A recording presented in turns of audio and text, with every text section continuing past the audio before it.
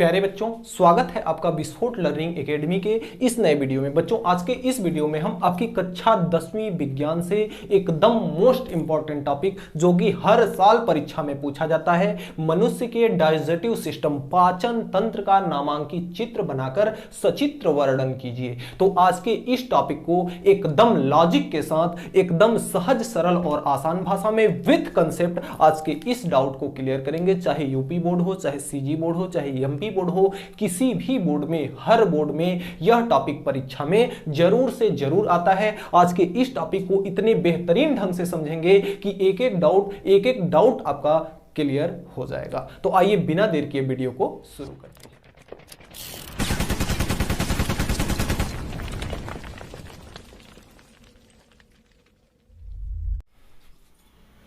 तो हमारा टॉपिक है मनुष्य के पाचन तंत्र का नामांकित चित्र। देखिए, इसको समझाने के लिए ये आपका है named picture of human digestive system. तो देखिए, हमने आपको इस टॉपिक को समझाने के लिए एक टकले गंजे आदमी को काम में लिया है, जिसके सर पे बाल भी नहीं है, ना तो इसके कान है। मैंने समझाने के लिए लिया है। तो देखिए, यहाँ पे इसका मुंह होता है, मुंह के बाद एक नली इससे जुड़ी होती है। इस नली को हम लोग कहते हैं ग्रसिका। क्या कहते हैं इसको? ग्रसिका। इस नली को कहा जाता है ग्रसिका। ये आपकी ग्रसिका है। तो भोजन को जब हम भोजन को मुंह की सहायता से अंदर डालते हैं तो दांतों द्वारा सबसे पहला अटैक भोजन पर कौन करता है? हमारे दांत। हमारे दांत क्या करते हैं? उस भोजन को पीस कर, उस भोजन को छोटे छोटे टुकड़े करके उसको एकदम छोटे छोटे टुकड़ों में बदल देते हैं। और यहां पे एक आपकी होती है लाला ग्रंथि। क्या होती है? लाला ग्रंथि। तो यहां लाला ग्रंथि होती है, जिसे लार ग्रंथि भी कहते हैं। लाला ग्रंथि में एक निकलता है रस, जिसको कहते हैं हम लोग लाला रस। क्या कहते हैं? लाला रस, जिसके हम लार भी कहते हैं। तो ये लार ग्रंथि द्वारा लाला रस स्रावित होता है, जो कि भोजन को दांत क्या करते हैं? छोटे छोटे टुकड़ों में बदल देते हैं। तो लाला रस जब उसमें मिलता है, लाला रस क्रिया करके उसको लुगदी के रूप में कन्वर्ट कर देता है। देखिए, जो भी यहाँ पे जो कुछ भी टॉपिक बताया जाएगा, यहाँ पे आपको केवल समझना है। सबसे अंत में, वीडियो के अंत में आपको एक स्लाइड में इसका प्रॉपर नोट्स लिखा हुआ मिल जाएगा, वहां से आप अपने नोट्स कॉपी में लिख सकते हैं। तो देखिए, भोजन को जब हम अंदर डालते हैं तो सबसे पहला अटैक हमारा दांत करता है। दांत भोजन को छोटे छोटे टुकड़ों में विभाजित कर देते हैं और लाला ग्रंथि से लाला रस स्रावित होता है, जो कि भोजन में मिलकर उसको लुगदी बना देता है। और वह भोजन मुंह के बाद हमारे ग्रसिका से होता हुआ कहां पहुंचता है? ग्रसिका से होता हुआ ये पहुंचता है आमाशय में। कहां पहुंचता है? आमाशय में। ये इस प्रकार का आमाशय होता है, ये आपका है आमाशय। तो भोजन आपका ग्रसिका के माध्यम से, मुंह में लुगदी बनने के पश्चात ग्रसिका के माध्यम से यह भोजन हमारा कहां पहुंचता है? ग्रसिका के माध्यम से। और जिस गति से इसमें भी एक रस स्रावित होता है, जो कि नली को एकदम चिकना और सपाट बनाए रखता है। और इसमें भोजन क्रमाकुंचन गति द्वारा, भोजन जिस गति से अंदर की ओर जाता है, उस गति को हम लोग कहते हैं क्रमाकुंचन गति। तो भोजन ग्रसिका से होता हुआ क्रमाकुंचन गति करते हुए सबसे पहले कहां पहुंचता है? आमाशय में। आमाशय में जो आपका है, आमाशय में आपका पेप्सिन नामक एंजाइम होती है।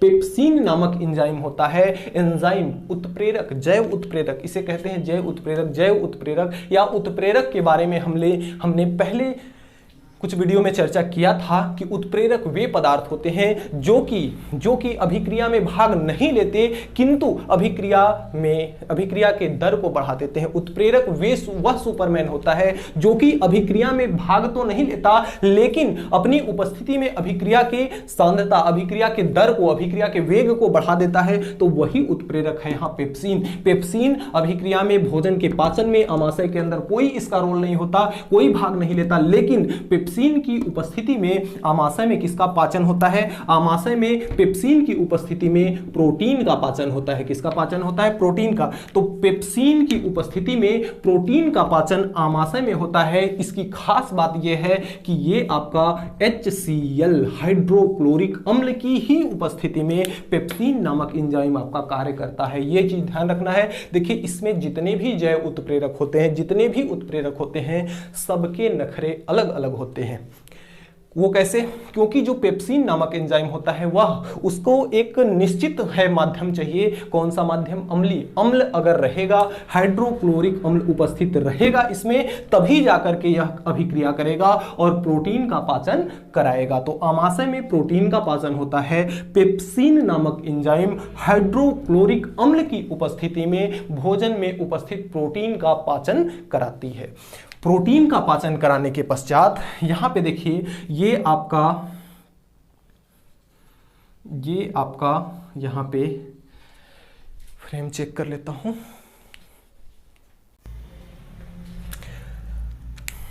तो यहां पर ये आपकी संरचना इस प्रकार से कुछ होती है बड़ी आंत की। तो इस तरह से आपकी ये संरचना है।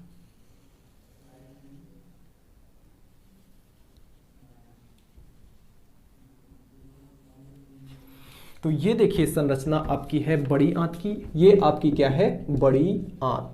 बड़ी आंत के अंदर में ही आपकी छोटी आंत कुछ इस प्रकार से होती है।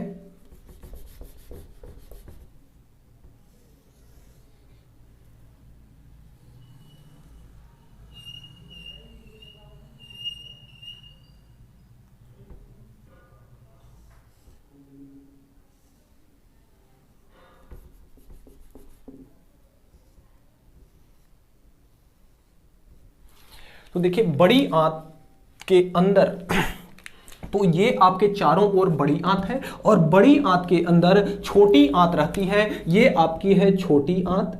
छोटी आंत काफी लंबी होती है, ऐसे इसके अंदर मुड़ी चुड़ी होती है। इसका आकार लगभग 20 फीट के आसपास होता है। कितना होता है? 20 फीट के आसपास होता है। आमाशय से प्रोटीन का पाचन होने के पश्चात जो आपका खाना है वह लिक्विड के रूप में बदल जाता है और आमाशय से होता हुआ ये आपका पहुंचता है छोटी आंत में। तो देखिए यहां पर आपके आमाशय के जस्ट नीचे यहां पे होता है आपका अगन्याशय। यहां पे क्या होता है? अगन्याशय। इस प्रकार से ये आपका होता है अग्नाशय। अगन्याशय होता है जो आपके भोजन को गर्मी देता है। गर्मी जैसे हमारे शरीर में जो गर्मी बनी होती है वह कहां से मिलती है? अगन्याशय में। अगन्याशय उसके टेम्परेचर को बनाए रखता है और इसके बगल में यहीं कहीं आपका होता है यकृत। इसके बगल में यही आपका होता है यकृत। तो यकृत इस प्रकार का होता है और यकृत के नीचे आपका यहाँ पे एक थैली होती है। ये आपका है यकृत और इसके नीचे एक थैली होती है जिसे कहते हैं पित्ताशय। जिसे क्या कहते हैं? पित्ताशय। अब देखिए इसके प्रक्रिया को पूरी मैं आपको समझाता हूं।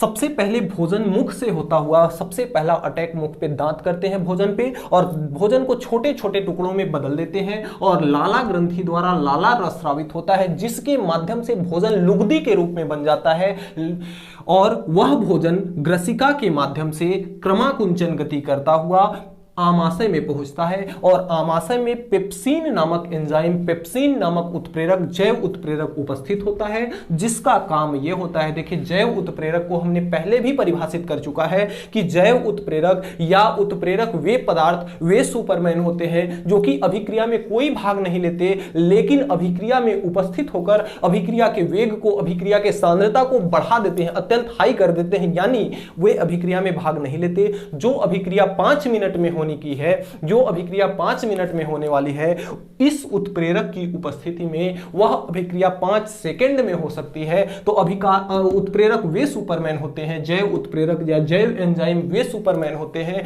जो कि अभिक्रिया में भाग नहीं लेते, किंतु अभिक्रिया के वेग को, अभिक्रिया के सांद्रता को बढ़ा देते हैं। तो आमाशय में प्रोटीन का पाचन होता है, किसकी, कौन से एंजाइम की उपस्थिति में, पेप्सिन नामक एंजाइम की उपस्थिति में। एक चीज और कि ये शरीर के अंदर जितने भी एंजाइम है सभी नखरेबाज हैं, एक से बढ़कर एक नखरेबाज हैं। इसके लिए पेप्सिन प्रोटीन का पाचन तभी कराएगा जब उसके अंदर HCl यानी अम्लीय माध्यम, HCl क्या है, हाइड्रोक्लोरिक अम्ल, एक प्रकार का अम्ल है। अमाशय में प्रोटीन का पाचन तभी कराएगा पेप्सिन जब वह माध्यम कैसा हो, अम्लीय माध्यम हो, HCl हाइड्रोक्लोरिक अम्ल की ही उपस्थिति में कराएगा। और अग्नाशय इसको ताप देता है, एक निश्चित ताप पर ही यह अभिक्रिया होती है, यानी कि इसको अगर निश्चित ताप और प्लस हाइड्रोक्लोरिक अम्ल, अम्लीय माध्यम, ये दो चीज अगर नहीं मिला तो पेप्सिन प्रोटीन का पाचन नहीं कराएगा। भोजन में जब प्रोटीन का पाचन हो जाता है तो भोजन आपका एक लिक्विड फॉर्म में बन जाता है, एक तरल के रूप में बन जाता है, जो आमाशय से होता हुआ छोटी आंत में पहुंचता है। छोटी आंत के चारों तरफ ये बड़ी आंत होती है, उसके अंदर छोटी आंत इस प्रकार से घुमी हुई होती है और छोटी आंत की लंबाई लगभग 20 फीट होती है, यानी काफी लंबा होती है। और छोटी आंत में यह जो छोटी आंत है इसके अंदर क्षारीय माध्यम होता है। कैसा माध्यम होता है, क्षारीय माध्यम। देखिए आपके अग्नाशय से एक रस निकलता है, एक लिक्विड के फॉर्म में एक रस निकलता है जो कि एंजाइम होते हैं, जिसमें एंजाइम होते हैं जैसे कि ट्रिप्सिन। इसके अंदर कौन कौन से एंजाइम होते हैं, इसके अंदर छोटी आंत के अंदर आपका ट्रिप्सिन होता है, ट्रिप्सिन, लाइपेज, इमाइलेज। ट्रिप्सिन, लाइपेज और इमाइलेज ये 3 प्रकार के एंजाइम्स उत्प्रेरक होते हैं जो कि कहां उपस्थित होते हैं, छोटी आंत में। किसके माध्यम से जाते हैं, ये अग्नाशय से स्रावित होकर के छोटी आंत में जाते हैं। ट्रिप्सिन, लाइपेज और इमाइलेज ये 3 एंजाइम होते हैं जो कि छोटी आंत में पहुंचते हैं और छोटी माध्यम। इन एंजाइमों की खासियत ये होती है कि ये हमेशा कार्य किसमें करते हैं, क्षारीय माध्यम में। अगर इनको क्षारीय माध्यम मिलेगा, सोडियम बाइकार्बोनेट, इसमें क्षारीय माध्यम में क्या उपस्थित होता है, सोडियम बाइकार्बोनेट यानी NaCO3।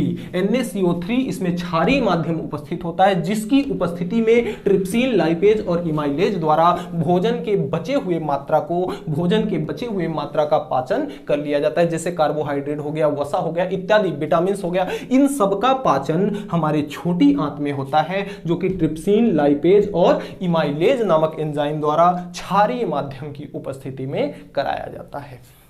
दूसरी चीज कि यदि कोई एकदम जटिल है, कोई भी पदार्थ जटिल है जो कि हम खाए हैं, उसका पाचन अगर छोटी आंत के माध्यम से नहीं हो पा रहा है तो इस पित्ताशय में से ये पित्ताशय यहां तक जुड़ा होता है, इस पित्ताशय में से एक रस निकलता है जिसे पित्त रस कहते हैं। इसमें क्या होता है, पित्त रस। तो ये पित्त रस निकल करके जाता है छोटी आंत में और जो जितने भी भोजन होते हैं उन सभी भोजन का पाचन करा देता है। कार्बोहाइड्रेट, वसा, जितने भी हमारे जटिल अणु हैं, हम जो कुछ भी खाते हैं, जैसे कुछ भी पनीर वगैरह हो गया, बर्गर, पिज्जा इत्यादि, ये सब हो गया, ये एकदम जटिल पदार्थ हैं। इन जटिल पदार्थों का भी भोजन ये सारे एंजाइम्स मिलकर उसका पाचन करा देते हैं। इनकी दक्षता, जैसे इन पेप्सिन, ट्रिप्सिन, लाइपेज, इमाइलेज, ये जो एंजाइम है, इनकी दक्षता, इनकी कार्य शक्ति इतनी तगड़ा होती है, इतनी तेज होती है कि ये 1 सेकंड में भोजन के 10 लाख पेप्सिन, प्रोटीन के 1 सेकंड में पेप्सिन नामक एंजाइम जो है, इसकी दक्षता इतनी ज्यादा होती है, ट्रिप्सिन, लाइपेज, इमाइलेज, इन सब की दक्षता इतनी ज्यादा होती है कि ये 1 सेकंड में लगभग 10 लाख अणुओं का पाचन कराते हैं। यानी कि जैसे अणु आए, पेप्सिन के पास गए, प्रोटीन के अणु आए, खटाक से यह तोड़ा, उसको निकाल करके फेंक दिया, दूसरा अणु गया, खटाक से तोड़ा, निकाल करके फेंक दिया, आगे बढ़ा दिया। इसी प्रकार से जल्दी जल्दी ये पाचन कराता है। इसकी दक्षता, इन सारे एंजाइम्सों की दक्षता इतनी ज्यादा होती है कि 1 सेकंड में 10 लाख अणुओं का पाचन करा सकता है। यहां पे देखिए बड़ी आंत जो चारों ओर है, इसका काम क्या होता है, बड़ी आंत है, छोटी आंत के चारों ओर बड़ी आंत का कार्य यह है कि भोजन में जल की मात्रा को अपने अंदर अवशोषित करती है और उसको बाहर निकाल देती है गुदाद्वार द्वारा। तो यहाँ से जो छोटी आंत में भोजन का पाचन होता है यह ग्लूकोज के रूप में बदल देता है। संपूर्ण भोजन का पाचन कराने के बाद यह जो है ग्लूकोज में परिवर्तित कर देता है, संपूर्ण भोजन को ग्लूकोज में परिवर्तित कर देता है और यह हमारा बाहर आ जाता है। अब देखिए इसमें एक ही बात और रह जाती है कि यदि भोजन में कार्बोहाइड्रेट, वसा, प्रोटीन इत्यादि ढेर सारे अणु होते हैं तो वहां से कैसे प्रोटीन का ही पाचन क्यों कराएगा, कार्बोहाइड्रेट का पाचन क्यों नहीं कराता? ऐसा क्या है इसमें कि वह केवल प्रोटीन का पाचन कराता है और ऐसा क्यों? तो ये देखिए ताला चाबी के सिद्धांत पर कार्य करते हैं। जैसे अगर आपके पास कोई ताला है, अगर आपके पास कोई ताला है तो इस ताले को आप इस ताले की चाबी ही खोल सकती है, दूसरी चाबी नहीं खोल सकती है। ठीक उसी प्रकार यहां जो पेप्सिन नामक एंजाइम होता है इसका रचना कुछ इस प्रकार से, एक एग्जांपल के लिए हम बता रहे हैं आपको कि जैसे इसकी रचना कुछ इस प्रकार से होती है यहां से, तो ये आपके आमाशय की रचना हो गई और जो प्रोटीन के अणु होते हैं उनकी रचना कुछ इस प्रकार से होती है, उनकी रचना कुछ इस प्रकार से होती है। अब ये क्या करता है कि जब ये दोनों आपस में मिलते हैं तो ये दोनों आपस में चिपकेंगे जब, तो कुछ इनकी आकृति इस प्रकार से बनेगी,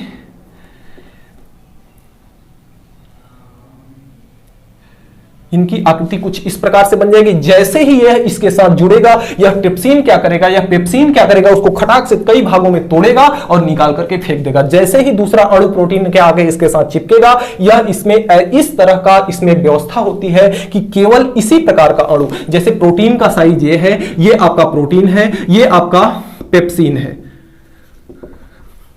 ये आपका पेप्सिन है, ये प्रोटीन है। तो प्रोटीन के अणु का आकार ऐसा है कि यह पेप्सिन के पास जाकर के एग्जैक्टली इसमें बैठ सकता है। तो जैसे ही यह आकर के इसमें बैठता है पेप्सिन इसको खटाक से तोड़ता है और बाहर की ओर फेंक देता है। तो ये जो है इसके सारे जो एंजाइम्स हो गए हैं सभी किस सिद्धांत पे कार्य करते हैं, ताला चाबी के सिद्धांत पर कार्य करते हैं। तो इस तरह से हमारे भोजन का पाचन होता है। देखिए ये सब बातें जितनी भी बताई गई आपको सारी अभी अगली आने वाली स्लाइड में प्रॉपर नोट्स के रूप में आपको मिल जाएगी। यहां पर आपको बस समझना है, समझ करके वहां से आप अपनी नोट्स कॉपी में लिख सकते हैं। तो इसी को मैं एक बार फिर से शॉर्ट में समझाता हूं आपको। जब भोजन मुख में पहुंचता है तो मुख के दांतों द्वारा, हमारे दांतों द्वारा उसको छोटे छोटे टुकड़ों में बदल दिया जाता है और लाला ग्रंथि से लाला रस स्रावित होता है, लार आपका स्रावित होता है जो भोजन में मिल करके उसको लुगदी के रूप में बना देता है, जो कि ग्रसिका, ये नली जो दिख रही है इसको आहार नली भी कहते हैं या ग्रसिका भी कहते हैं। तो ये ग्रसिका द्वारा क्रमाकुंचन गति करता हुआ भोजन सबसे पहले पहुंचता है आमाशय में। आमाशय में पेप्सिन नामक एंजाइम होती है जो कि प्रोटीन का पाचन कराती है HCl के उपस्थिति में। यहां से प्रोटीन का पाचन होने के पश्चात जो आपका खाना है वह लिक्विड के रूप में बदल जाता है और लिक्विड में के रूप में बदलने के बाद यह छोटी आंत में आता है और छोटी आंत कुछ इस प्रकार से मुड़ी चुड़ी आपकी होती है जिसकी लंबाई 20 फीट लगभग होती है। छोटी आंत में आपका क्षारीय माध्यम होता है और ट्रिप्सिन, लाइपेज और इमाइलेज, ये 3-4 एंजाइम, इसमें और भी ढेर सारे एंजाइम होते हैं। तो ये एंजाइम इसमें उपस्थित होते हैं जो कार्बोहाइड्रेट, वसा या विटामिन वगैरह जितने भी भोजन में आपके हैं उनका पाचन कराते हैं क्षारीय माध्यम की उपस्थिति में। यहां से बचा हुआ जो भोजन पाचन होने के पश्चात इस छोटी आंत द्वारा ग्लूकोज में बदल दिया जाता है और भोजन में जल की जो मात्रा है उसको बड़ी आंत द्वारा अवशोषित कर लिया जाता है। यहाँ अग्नाशय जो है, अग्नाशय शरीर के टेम्परेचर को बनाए रखने का कार्य करता है और ये जो ट्रिप्सिन, लाइपेज, इमाइलेज और पेप्सिन, ये सारे एंजाइम हैं एक निश्चित तापमान पर कार्य करते हैं और उनको तापमान कहां से मिलता है, अग्नाशय से। तो उनको अग्नाशय से तापमान, उचित तापमान मिलता है और शरीर का तापमान यहां से बना होता है। अग्नाशय से ही ट्रिप्सिन, लाइपेज और इमाइलेज नामक एंजाइम स्रावित होते हैं जो कि आपके छोटी आंत में जाते हैं और भोजन को पचाने में मदद करते हैं। यहाँ पे आपका यकृत होता है, यकृत के नीचे पित्ताशय होता है, पित्ताशय से पित्त रस निकलता है। भोजन में जो अत्यंत जटिल पदार्थ हैं जिनका पाचन हमारे छोटी आंत में नहीं हो पाता है तो यहाँ से पित्ताशय में से पित्त रस निकलता है जो कि उस भोजन का पाचन करा करके, उसका पाचन करा करके उसको भी ग्लूकोज में बदल देता है। और यहाँ पे आपका होता है डायाफ्राम। ये आपका डायाफ्राम कुछ इस प्रकार से होता है और डायाफ्राम जो है ये आपका है डायाफ्राम। डायाफ्राम। डायाफ्राम आपके फेफड़े उफड़े को क्या करता है, ऊपरी पार्ट से अलग करता है। तो ये आपके मनुष्य के पाचन तंत्र का नामांकित सचित्र वर्णन हुआ। इसका नोट्स आपको अगली आने वाली स्लाइड में उपलब्ध करा दिया जाएगा। तो डियर स्टूडेंट, आज के वीडियो में इतना ही। हमें उम्मीद है कि आज हमने जो भी पढ़ा आपको अच्छे से समझ में आया होगा। फिर भी किसी भी प्रकार का कोई डाउट है तो आप नीचे कमेंट बॉक्स में कमेंट करके हमें जरूर बताएंगे, और ये वीडियो आपको कैसी लगी ये कमेंट करके आप हमें जरूर बताइएगा, ताकि हमें मोटिवेशन मिलता रहे और मैं आपके लिए इसी तरह के टॉपिक्स को ला करके आपको देता रहूं। और आपने चैनल को अभी तक सब्सक्राइब नहीं किया है, चैनल पर नए हैं, मेरा पढ़ाया हुआ अगर आपको समझ में आता है तो चैनल को सब्सक्राइब करके बेल आइकन को प्रेस करना ना भूलें, ताकि मेरी अगली आने वाली वीडियो की नोटिफिकेशन सबसे पहले आप तक पहुंच सके। तो मिलते हैं नेक्स्ट वीडियो में नेक्स्ट टॉपिक के साथ नेक्स्ट डे। तब तक के लिए गुड बाय।